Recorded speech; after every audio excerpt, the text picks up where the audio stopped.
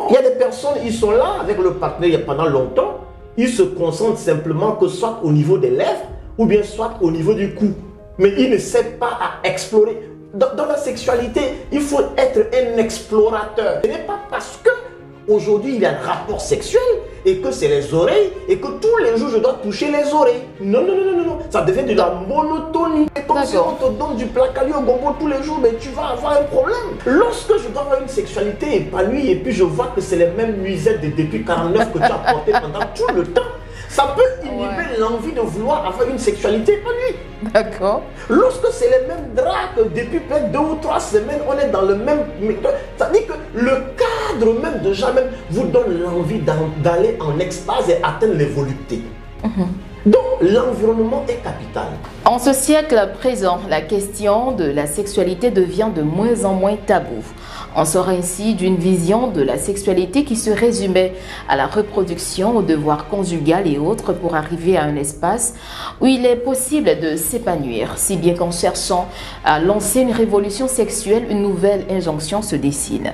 Il faut être sexuellement épanoui dans son couple pour que celui-ci fonctionne. Mais comment? Suivez attentivement cette vidéo pour en savoir plus. Mesdames et messieurs, merci d'être toujours avec nous. Likez, partagez, abonnez-vous, activez la cloche de notification. Justement, nous parlerons sexualité et donc sexualité épanouie. Comme le coach, on va dire le sexologue a pour habitude de dire, hein, la sexualité de qualité. Le professeur Ouroupou Mbambaye Jacques avec nous, justement. Merci d'être là.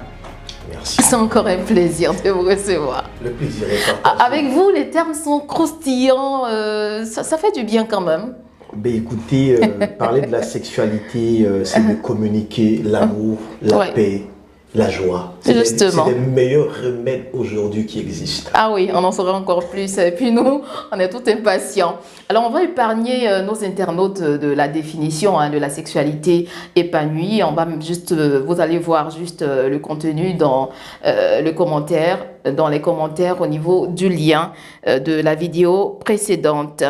Alors, professeur, on va parler maintenant des fondements d'une sexualité épanouie. Quels sont les fondements d'une sexualité épanouie? Alors, parler d'une sexualité épanouie, c'est une approche holistique qui prend encore totalement, je pourrais dire, le corps, l'âme et l'esprit. D'accord.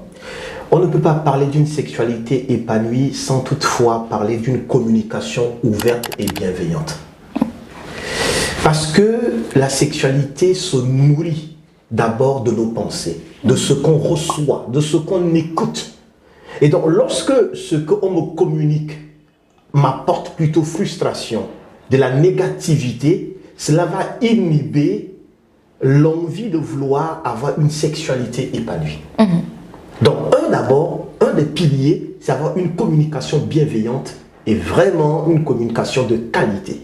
D'accord, c'est quoi la communication de qualité? Avec le professeur, tout est de qualité. Hein? Alors, une communication de qualité, c'est une communication qui respecte l'autre. Je ne peux pas vouloir avoir une sexualité épanouie et puis frustrer l'autre à travers ce que je dis. Je ne peux pas avoir une sexualité de qualité et puis vouloir rapetisser et rabaisser l'autre qui doit me partager le plaisir. Donc déjà, c'est ça en fait une communication de qualité. Lorsque je voudrais avoir une sexualité, cela veut dire que j'apprécie, je partage le plaisir de la personne en respectant la personne. Ça, c'est très important à ce niveau. Et au-delà de la communication de qualité ou bien une communication bienveillante, mais il y a également les codes de la sexualité en parlant du langage d'amour qui reviennent. D'accord. Parce que si je ne connais pas le langage d'amour de mon partenaire, je serai en train de le frustrer. Je voudrais avoir une sexualité de qualité et pendant ce temps, je sais que peut-être que ma femme est une femme qui aime la compagnie ou bien soit qui aime le toucher. Mais pendant tout ce temps, pendant toute la journée, je ne suis pas venu lui communiquer de câlin, je ne suis pas venu peut-être lui faire un bon baiser. Et bon, rien. Alors que je sais que mon partenaire, son langage d'amour, c'est quoi? C'est les toucher. D'accord, donc ce qui veut dire qu'il faut connaître son partenaire avant de savoir et connaître ses langages d'amour, comme vous le dites. Bien sûr, parce que si tu ne connais pas ton partenaire, tu ne pourrais pas mieux communiquer, utiliser le même langage d'amour de ton partenaire.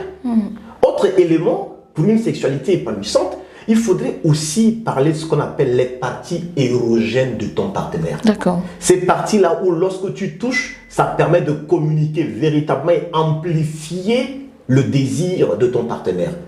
Bon, il y a des personnes, ils sont là avec le partenaire pendant longtemps, ils se concentrent simplement que soit au niveau des lèvres ou bien soit au niveau du cou. Mais ils ne savent pas à explorer. Dans la sexualité, il faut être un explorateur, chercher à découvrir les autres éléments qui doivent pimenter la sexualité de ton partenaire. Mais pour toi, tu ne sais pas parce que l'énergie l'énergie de la sexualité, ça prend en compte l'aspect émotionnel, physique. Et ça veut dire quoi? Ça veut dire que lorsqu'il y a une sexualité épanouie, je communique de l'énergie qui va venir toucher, par exemple, les yeux, ça vient toucher le bassin, ça vient toucher, par exemple, je ne sais pas quoi. Tous les éléments de mon corps sont en musique. Professeur, parlons des ondes érogènes. J'ai entendu certains dire qu'il faut demander à son partenaire ces ondes érogènes. Est-ce que ça se fait au lieu de découvrir soi-même? Je dis oui et non. D'accord. Si ton partenaire est un partenaire qui n'arrive pas à extérioriser et qu'il est difficile de connaître les parties érogènes, c'est pas mauvais de demander à son partenaire. Demander, d'accord. Oui, ben écoute, chérie, bébé, doudou, tout ce que vous voulez, ben écoute, en plus de tes oreilles, en plus de tes cuisses et autres, quelle partie encore je peux toucher? Est-ce que ce sont tes mamelons? Ou bien est-ce que je ne sais pas, c'est les clitoris? C'est pas mauvais de demander. Demander, d'accord. C'est pas mauvais. Mais maintenant, si tu es un expert dans le domaine de la sexualité et que tu connais déjà comment ton partenaire est, ben, je sais pas, en touchant, je ne sais pas, le cou, le menton, les oreilles, tu vas te rendre compte que bon, la personne est en extase. Donc, ben, concentre-toi dessus. Mais ce n'est pas parce que aujourd'hui il y a un rapport sexuel et que c'est les oreilles et que tous les jours je dois toucher les oreilles. Non, non, non, non, non. Ça devient de la monotonie. Donc il faut changer en fait. Mais bien sûr, c'est comme si on te donne du placali au gombo tous les jours, mais tu vas avoir un problème. Mais si c'est la zone érogène de la personne en fait. Non, mais ce n'est pas que ça. Il y a des parties érogènes majeures et mineures. Donc si aujourd'hui je suis en train de toucher les oreilles et que demain je vois que c'est plutôt, il faut peut-être venir plutôt au niveau, je ne sais pas, des cuisses, ben, je vais venir au niveau des cuisses. Donc il va falloir toujours, c'est de l'art, donc il va falloir toujours changer pour amener la personne à découvrir. Peut-être que l'autre partenaire peut amener le partenaire à redécouvrir même ces parties érogènes. Voilà, donc c'est important de découvrir cela pour avoir une sexualité vraiment épanouie. D'accord. Un autre fondement? Un autre fondement également d'une sexualité épanouie, vous savez, c'est également l'environnement dans lequel il y a la sexualité. D'accord. Comment ça? Ça veut dire que si aujourd'hui je veux avoir une sexualité épanouie et que la sexualité épanouie n'aime pas la monotonie. Ah, belle précision. Lorsque je dois avoir une sexualité épanouie et puis je vois que c'est les mêmes nuisettes de depuis 49 que tu as portées pendant tout le temps, ça peut inhiber l'envie de vouloir avoir une sexualité épanouie. D'accord. Lorsque c'est les mêmes draps que depuis peut-être 2 ou 3 semaines, on est dans le même... Ça dit que le cadre même déjà même vous donne l'envie d'aller en extase et atteindre les voluptés. Donc, l'environnement est capital.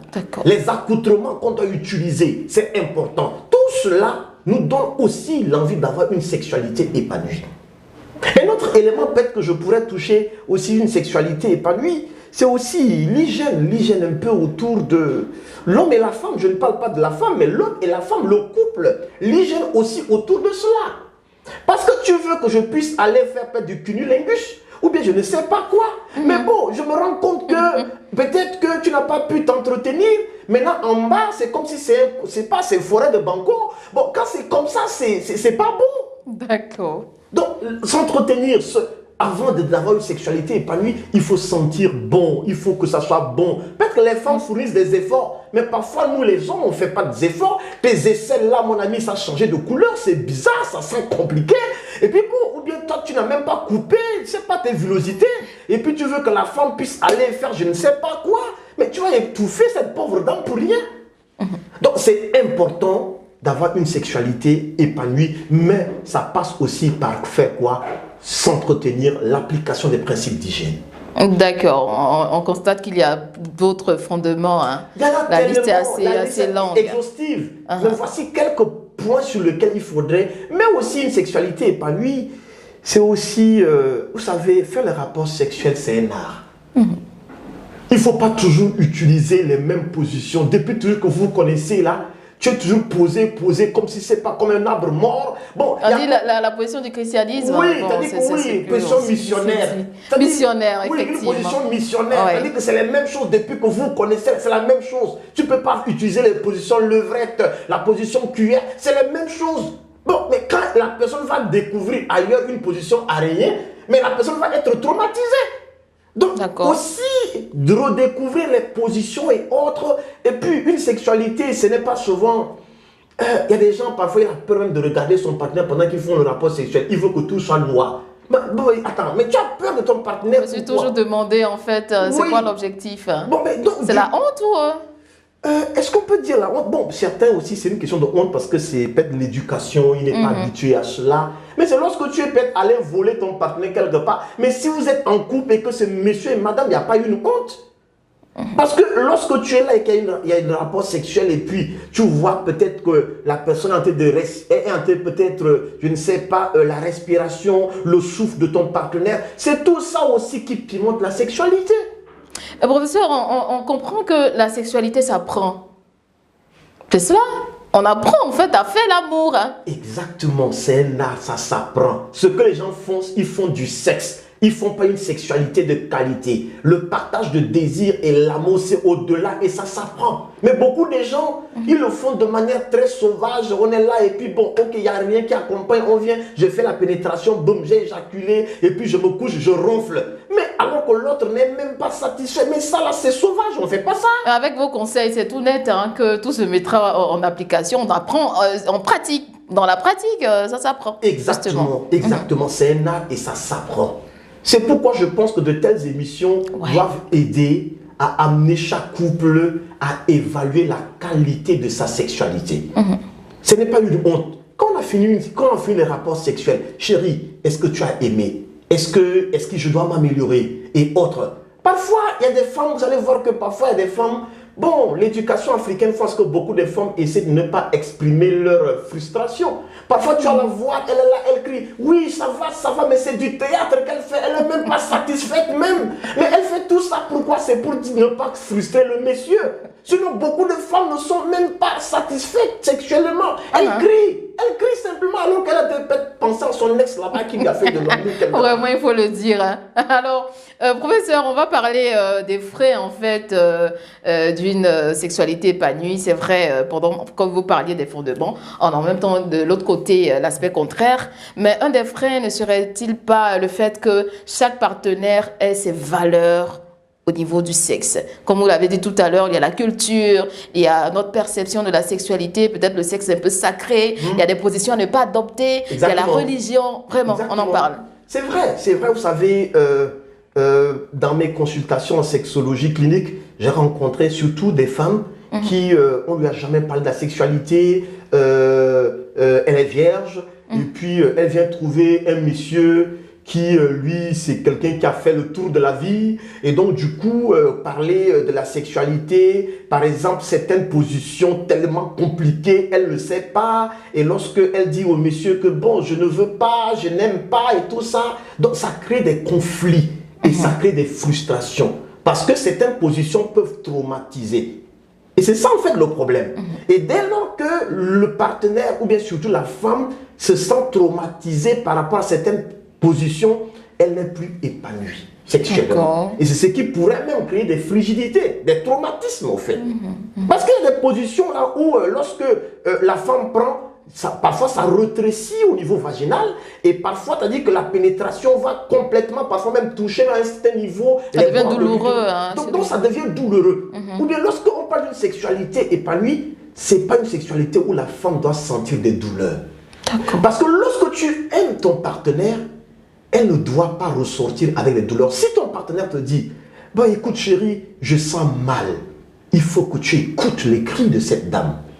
Mais lorsque la femme en pénétrant dit, chérie, j'ai mal, il faut arrêter, et puis toi, pour toi, c'est forcément atteindre ton objectif, c'est traumatisant pour cette dernière. Une sexualité épanouie doit respecter l'autre, doit écouter l'autre. Ça, c'est important également à relever ce point.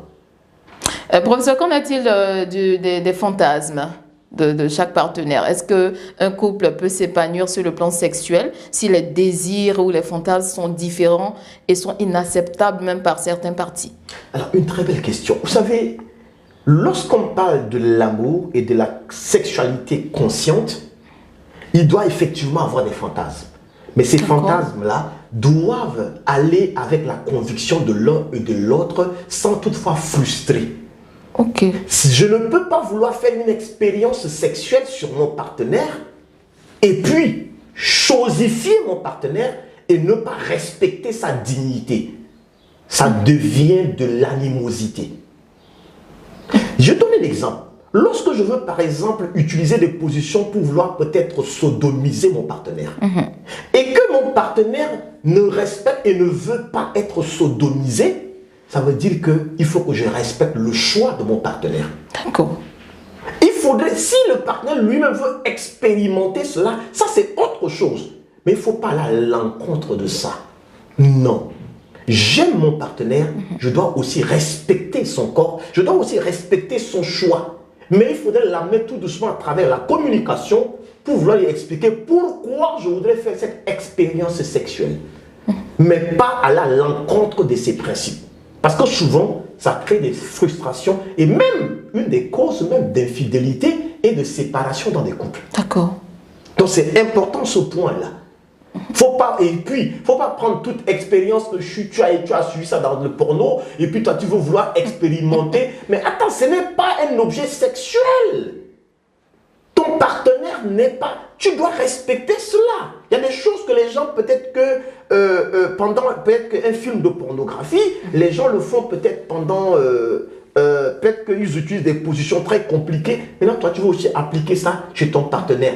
Non, non, non, non, non.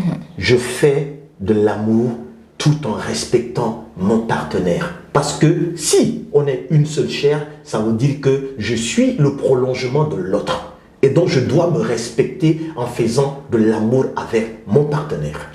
Professeur, c'est fou, mais lorsqu'on est avec vous, on ne voit pas le temps passer. Alors là, nous sommes au terme de l'émission. Un petit conseil pour les couples, hein? Un petit conseil, c'est que notre corps est une terre sacrée qui nous a été confiée. Et en faisant l'amour, nous exprimons simplement ce remède qui est la paix, la joie. Et donc, faisons l'amour en toute conscience. En tout cas, moi, j'ai pris bien note dans ma mémoire, même s'il n'y avait pas de carnet, vous prenez note. Après, on aura le temps de voir et encore revoir la vidéo. Merci, professeur, pour tous ces détails, de nous avoir éclairé sur la question de l'épanouissement sexuel au niveau du couple. Merci à vous. Et puis, merci déjà de nous recevoir dans votre bureau. Aujourd'hui, nous avons quitté le jardin d'Alerte Info pour être là. Le plaisir est partagé. C'est tout plaisir.